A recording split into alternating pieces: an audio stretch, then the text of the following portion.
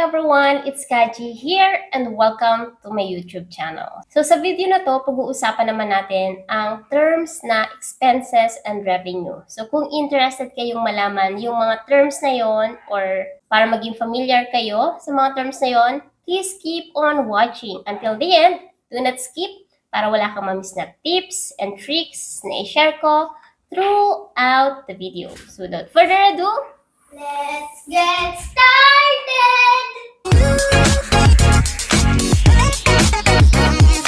Kung bago ka lang sa channel na to, I'm Kaji, virtual assistant, executive assistant, bookkeeper, accountant. So kahit anong work, pinapasok ko, basta't online, kasi online work is amazing! Sa channel na to, dinidiscuss natin more on online work, tips and tricks, and mga success stories. So kung interested ka sa mga topics na yon, please consider subscribing and don't forget to hit the notification bell para wala kang ma-miss na video na ina-upload ni Kaji every single week. Ngayon, ang focus naman natin is expenses at saka revenue. So this one will be easy na sa inyo kasi alam niyo naman kung ano yung expense and ano na yung revenue. Pero sa accounting, expenses and revenue are fundamental concept na nagpe-play siya ng crucial role sa pagdetermine ng financial performance of a business. Ginagamit natin si expenses and revenue sa paggawa ng profit and loss report. So, si asset, liabilities, and equity, ginagamit naman natin siya sa balance sheet. Okay? Ulitin ko, kapag expenses and revenue, ang pasok niyang report is profit and loss report. Okay? So, ano nga ba yung expenses? So, pag sinabi natin expenses sa accounting and bookkeeping, ito yung mga cost na nai-incurred ng mga businesses in its day-to-day operations to generate revenue. So, yung mga cost na yun are necessary for running the business and nai-incurred siya to produce goods or services. And sa bookkeeping, meron tayong iba't ibang types ng expense. So, meron tayong OP or operating expense, operating expense. Okay? And then, meron din tayong tinatawag na direct cost or yung tinatawag nating cost of goods sold. And then, meron din naman tayong tinatawag na non-operating expenses. Okay? So, yan yung tatlong types ng expenses pagdating sa accounting. Pag sinabi nating operating expenses, ito yung mga expense na regular and ongoing cost na na-associated siya sa pag-run ng business activities. So, for example, ano ba yung mga operating expenses natin? Yung rent, yung utilities, yung salaries ng mga employees, yung mga subcontractors, ayan, mga freelancers, mga office supplies, yan yung mga tinatawag nating operating expenses. And meron din tayong tinatawag na direct cost. Pag sinabi nating direct cost or yung cost of goods sold, ito yung mga cost na directly associated sa pag-produce ng goods or services. Okay? So, for example, binebenta is chair. So, ano ba yung mga direct cost or yung mga cost na directly associated sa pag-produce ng product? So, since chair siya at ang chair na tinitinda is wooden chair, so kakailanganin niya ng wood. So, wood is a direct cost pagdating dun sa business na yon. Okay? So, another one is, for example, yung ina-offer ng client mo is feng shui services, okay? So, since feng shui siya, ano ba yung mga direct cost na related doon? So, pwede yung mga consultant na hinahire niya to do the feng shui para sa mga client niya. Okay? Ano pa ba? For example, may mga online product na binibenta yung client niyo. Okay? So, ano ba yung mga pwedeng direct na related? Kahit anong product, ano ba yung direct cost na pwede nyong maisip na hindi makakagawa ng isang sale yung business na yun kung wala yung cost na to. So, sila yung tinatawag nating direct cost. Kapag wala si direct cost, yung pagbenta ng product or ng service is hindi possible. Katulad ng nabanggit ko kanina. pagbenta ng wooden chair, di ba? Kung wala kang wood, you cannot make a chair. And since hindi ka makapag-make ng chair, hindi ka makakabenta. Okay? And then, meron din tayong tinatawag na non-operating expenses.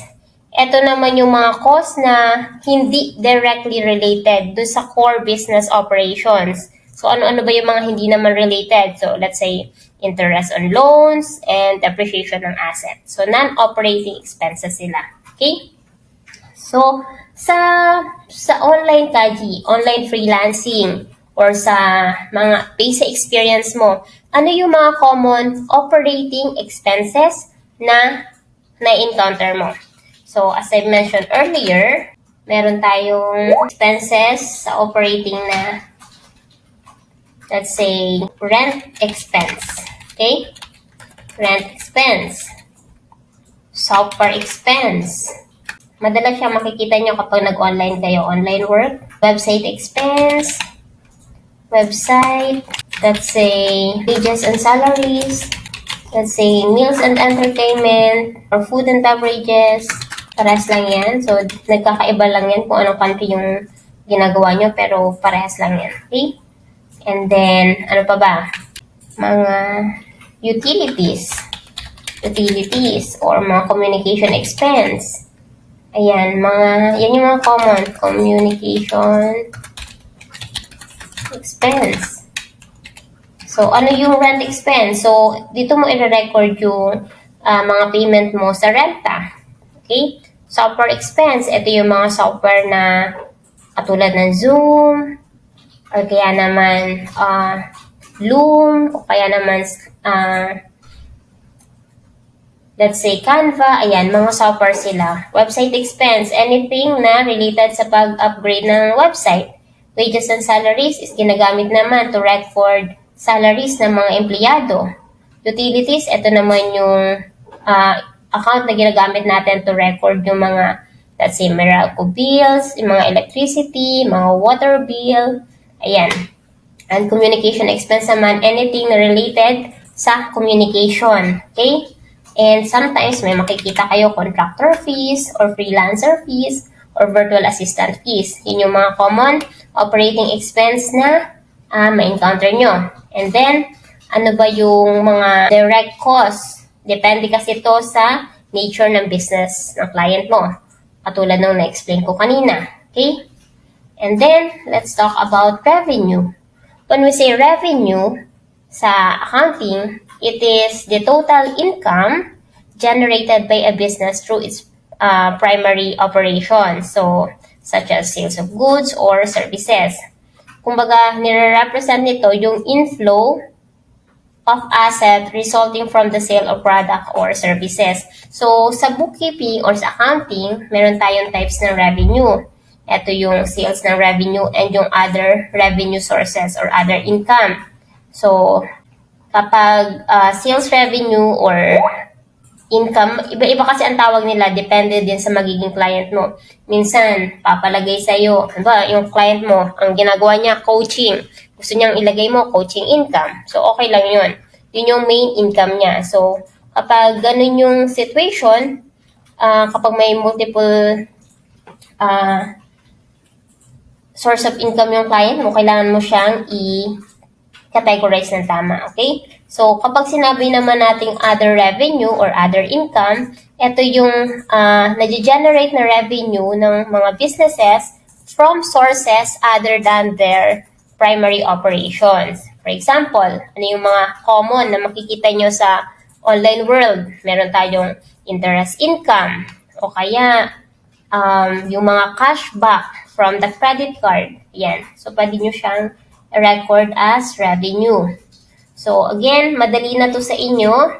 Lagi nyo lang tatandaan, yung expenses ay expenses na na-incurred ng business owner or ng business itself from day-to-day operations para makapag-generate ng revenue. Okay?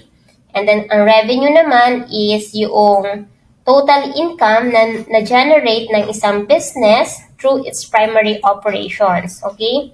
So, it can be sales of goods or services. lagi niyong tatandaan kapag revenue, hindi lang yan pagbenta ng product. Okay? It can be in the form of service din. So, katulad ni Kaji, wala akong binibentang product sa mga client ko sa bookkeeping, pero nag-offer ako ng service. So, yun yung source ng income.